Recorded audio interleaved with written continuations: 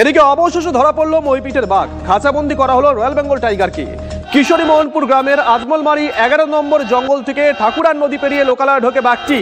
গত এক সপ্তাহ ধরে বারবার জঙ্গল থেকে লোকালয়ে ঢুকে পড়ছিল বাঘটি। একাধিকবার চেষ্টা করেও ধরা যায়নি বাঘটিকে। অবশেষে রবিবার রাতে বাঘটিকে খাঁচাবন্দি করা সম্ভব হয়, আর তারপরেই আমরা যে ছবি দেখাচ্ছি যে বাঘটিকে ছেড়ে দেওয়া হচ্ছে জঙ্গলের উদ্দেশ্যে। এক্সক্লুসিভ যে ছবি আমরা দেখাচ্ছি, জঙ্গলের উদ্দেশ্যে বাঘটিকে ছেড়ে দেওয়া হচ্ছে, সেই ছবি এক্সক্লুসিভ। অভিজ্ঞান আমাদের সঙ্গে রয়েছেন, আমাদের সহকর্মী অভিজ্ঞান। কখন বাঘটিকে ছেড়ে দেওয়া হলো, কি জানানো হয়েছে বন দপ্তরের তরফ থেকে? একটু আগে সুমন একজনের সঙ্গে কথা বলছিল, তিনি জানিয়েছিলেন যে দূরের জঙ্গলে ছেড়ে দেওয়া হয়, এই ক্ষেত্রে কাছাকাছি কোনো জঙ্গলে নয়।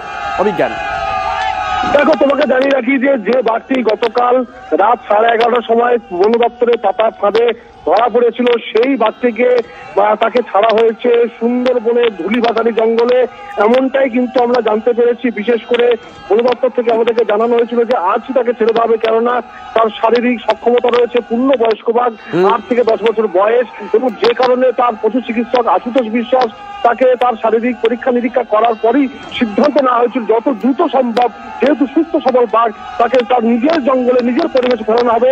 এবং সেই সিদ্ধান্ত অনুসারেই বাঘটিকে সুন্দরবনে ধুলিবাগানি জঙ্গলে অবশেষে ছেড়ে দেওয়া হয়েছে। বিশেষ করে এই বাঘটি লাগাতার একাধিকবার সুন্দরবনের মইপিট উপকূল থানা এলাকায় সেখানে লোকালয়ে চলে আসছিল এবং এলাকার মানুষের ঘুম কেড়ে নিয়েছিল।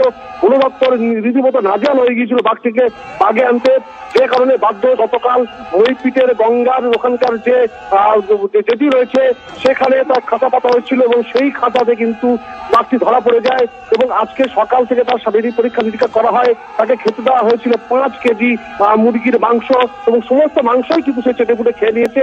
তাকে স্যালাইন দেওয়া হয়েছিল, গ্লুকোজ দেওয়া হয়েছিল এবং শারীরিক পরীক্ষা নিরীক্ষার পর যখন দেখা যায় সম্পূর্ণ সে সুস্থ রয়েছে, সেই জন্যই বন দপ্তর সিদ্ধান্ত নেয় তাকে যত দ্রুত সম্ভব তাকে সুন্দরবনে নিজের পরিবেশে ছেড়ে দিতে হবে এবং সেই কাজটি কিন্তু সম্পাদন হয়েছে।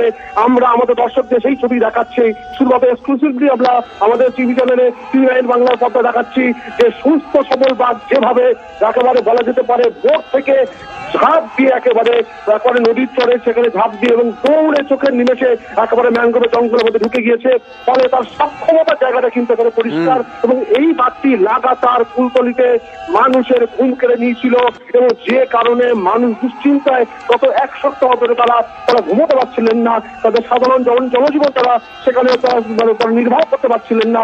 শেষমেশ বন দপ্তর সেখানে জাল ঘিরে এবং সেখানে সেই জায়গায় খাঁচা পাতে এবং সেই খাঁচায় ধরা পড়েছিল এই বাঘটি, যাকে আজকে কিছুক্ষণ আগে সুন্দরবনে তার নিজের পরিবেশে ছেড়ে দিয়েছে। গ্রামবাসীদের দাবি ছিল যে তাকে দূরবর্তী জঙ্গলে ছেড়ে দেওয়া হয় যাতে সেখান থেকে। একটু সঙ্গে থেকে জয়দীপ কুন্ডু বন্যপ্রাণ বিশেষজ্ঞ এই মুহূর্তে আমাদের সঙ্গে রয়েছেন।